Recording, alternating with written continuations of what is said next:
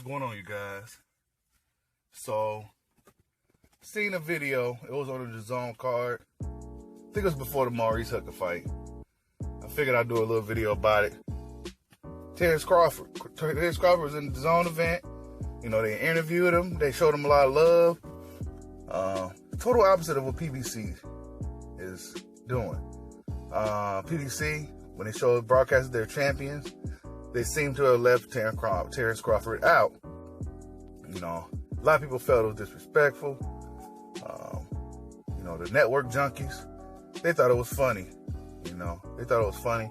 Thought it was pretty petty that you left out Bud as a champion, considering he's one of the best guys in the sport. It's almost like they're trying to flood everybody's memory that Terence Crawford doesn't exist. They're trying to block it. They're trying to make it look like he don't exist. Almost like he's just some mythical figure. You know? And it's really just, I'm glad Bud came out and said what he said yesterday. I got the article link and the video link in the description for those who didn't see it. He pretty much said, like, you know, the guy asked him about all that shit too, man. Them DAZN dudes be asking some good ass questions. And Bud said, yeah, he said it is what it is. He said it was disrespectful that they didn't have him as a champion. You know, pretty much he said there's no such thing as the side of the street thing. There's no such thing as side of the street. He said, well, how come everybody can't fight everybody? He said back in the day, that's what they did. Everybody fought everybody. There was no side of the street or A side, B side, or 60-40. You know, see, the thing is, when the threat is real, that's when you start hearing shit like this. Now, the Errol Spence apologists ain't gonna like this video. I understand it. I get it. That's your boy. I like Spence too. But I'm holding him accountable to facing Bud Crawford. Because it seems like he wants to fight more now than actual PBC do. You know, I was up and down with Spence all leading up to this point. You know, it seemed like he wanted, then it seemed like he don't. He won it, then he don't. He won it, then he don't. He said he wants to fight Canelo. You know, like, wait a minute, come on, man. You gotta fight Bud, bro. You know, so it would be real respectable, honorable, champion-like if Spence was to fight Porter and then fight Bud afterwards. Oh man, he'll get all the respect in the world from me. Because that's rare. That's rare, especially for PBC guys. Maybe not guys like Wilder, though. Wilder seems to move at his own. Wilder seems to be able to do what he wants. Honestly, you know, a lot of them guys say they bosses at PBC, but the only one that's really seeming like a boss and one who seems like he can do what he wants is Deontay Wilder. You know, Deontay Wilder seems like he can fight who he wants. You know, he seems like he can do what he wants. I don't know. You know, maybe I'm wrong there, but that's just what it seems like to me. Maybe it's because the heavyweight division don't have as many options. And they have a lot of options with Errol Spence. You know, Errol Spence can go up and fight guys at 154. He could possibly have a super fight with Canelo. So there's a lot of things they can do with Errol Spence. You know, and they don't want to risk that by putting him in there with Terence Crawford because they don't think he can beat Bud. That's what that is. You know, I respect Errol Spence for going out of his way for mentioning Crawford, though. You know, because PBC seems to have put a censorship on saying anything about Crawford. They blocked Crawford out. You know, they typed in that word Terence Crawford, and then they hit that button to block it out whenever it's, you know. But Errol Spence went out of his way to mention Bud. You know, in the press conference with Sean Porter, he said he wants to fight Terence Crawford before he moves up. You know, he's not leaving 147 without fighting Bud. So I'm gonna hold him to that. You know, I'm gonna hold him to that. And I expect that fight sometime next year. It has to happen next year. You know, I'm hearing shit about J-Rock and shit. And, you know, though, yeah, of course, those fights are easier to make, quote unquote, because they're on a quote unquote same side of the street. But when it's time to fight, man, it's time to fight, dude. You know, Terence Crawford, Errol Spence is probably the best fight in boxing. Despite how popular, you know, it may not be as far as the casual fans, that is the best fight to be made in boxing. Now that Joshua fell off and, you know, Spence and Crawford is the best fight to be made in boxing, hands down.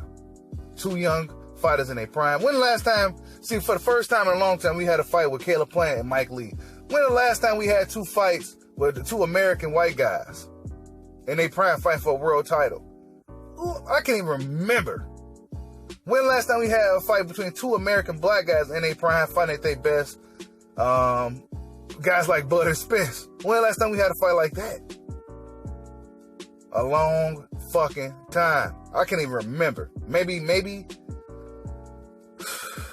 sometime in the 90s, maybe James Tony Roy Jones, maybe that fight, in their primes and shit. Could you say that was their prime? Was they at their peak at that point? I don't know, but it's been a long fucking time since we had a fight between two prime American fighters, black fighters. So I've been pushing for this fight for a long time. A lot of Spence fans be getting mad at me and shit because Spence he be saying a lot of shaky shit, man. If Bud Crawford came out here and said, I'm taking the easy road, oh my goodness, man. I want to hear the end of it. But I'll be on Bud's ass, though. That's the thing, though. I'm not that much of a fan to where I'm going to just let him say some shit that I wouldn't. Nah, man. See, that's the thing about this channel. That's the thing about your boy, Bushido Brown. I'm holding everybody accountable. You say some funny shit, I'm going to have to say something about it. And I'm going to hope you, I can't do it. Fortunately for me, Bud hasn't said too many shaky things. Only thing that I've seen he say that may raise questions is that he don't care if he gets the fight. Maybe because he's tired of chasing guys. And when he had that little interview on Yahoo Sports with Kevin Iole, he said, man, I'm content, man. If I don't get the fight, it is what it is. He probably was tired at that point. He's tired of trying to really get the fight and this little network war that's going on, and he's caught in the middle of it, and he's just standing there like, come on, man, I just want to fight. Bud just want to fight. A lot of guys seem to, I don't know, man. They act like Crawford ain't a brother or something. They act like he's not. Just because he signed with Bob Arum, he's the bad guy. He's the enemy. Just because he signed Bob. It wasn't like this before he became a threat to Errol Spence, though. Everybody loved Bud, it seemed. Now everything is split up now.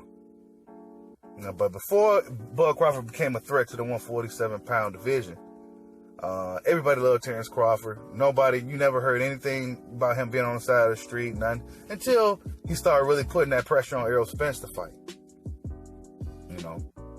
That's when that shit started. But, like I said, man, get the video link in the description. Bud Crawford said there is no such thing as side of the street. That's some made up shit. He wants to fight the best fighters available. He wants to fight all the champions. He wants to fight Errol Spence. He felt that PBC was pretty petty, disrespectful for not putting him on that banner as a champion. They didn't recognize him as champion. I'm also hearing rumors that PBC is no longer recognizing the WBO belt. It just seemed like it's convenient all of a sudden that they're not recognizing that belt.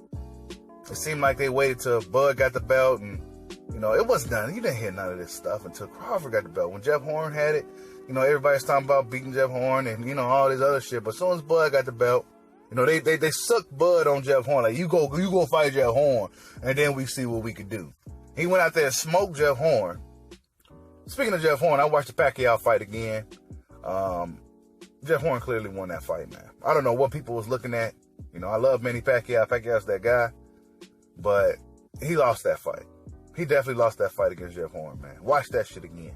But Bud Crawford goes out there and smokes this guy, who's now campaigning at middleweight, I believe. He smokes Jeff Horn. Smoked him. Actually, watching that fight with Pacquiao, Jeff Horn is not as bad as a fighter as people really made him out to be. He's not that bad. He had crazy footwork, head movement. He was moving around a lot. His style mimics off Manny Pacquiao. So he was pretty much a bigger, more rough around the edges Manny Pacquiao in a sense. He's not as sharp, not as skilled as Pacquiao, but he definitely gave Manny Pacquiao all he could handle. A lot of people probably ain't gonna like that statement because a lot of people felt Pacquiao was robbed. It wasn't no robbery. It definitely wasn't a robbery. It wasn't a robbery. It was a tough, rough fight, man. It was a rough fight Manny Pacquiao was in that night or that day. But nonetheless, Terence Crawford is just seemingly running through the competition at 147. I think he has a fight coming up in October. I heard this against Mean Machine, but he said he don't know who he's fighting. His trainer, Bob Arum, says that he's facing Mean Machine, I believe, in October. I guess it's a mandatory fight. So I guess Bud should go ahead and just stay busy until something happens. You know, Danny Garcia, I guess he's looking to fight Spence. Porter winner. I don't know. You know, I'm just glad that Bud's really out there shaking the move, and he was at the event to support Mighty Mo, Maurice Tucker. And yeah, man, dude asked him about them, asking them good ass questions. You know, he asked them real good questions. And I got the video link in the description so you guys can see it for yourself. I just hope Spence is a man of his word. Because it seemed like after he said, once you beat Jeff Horn, get a belt, we can fight. It seemed like then he started putting up more. He starts changing the goalpost on him. So hopefully the goalpost has reached its limit. Hopefully, after Sean Porter fight, he don't start singing a different song. You know, I'm not gonna hold my breath on it, but I hope he does. I hope he sticks to his word and faces Bud Crawford. Because let's just be honest, y'all.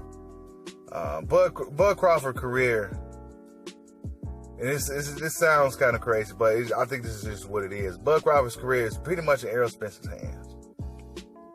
You know, Bud Crawford ain't going to be able to eat at 147 unless Errol Spence steps up and fight him, because nobody else is going to fight him. And I feel that Errol Spence, or maybe Sean Porter, will be the likely guys who will step up to face Bud. You know, so yeah, man, tell me what you guys think. Bud Crawford pretty much said there is no such thing as a side of the street. And that back in the day, everybody fought everybody. Like, subscribe, holla at your boy. Peace out.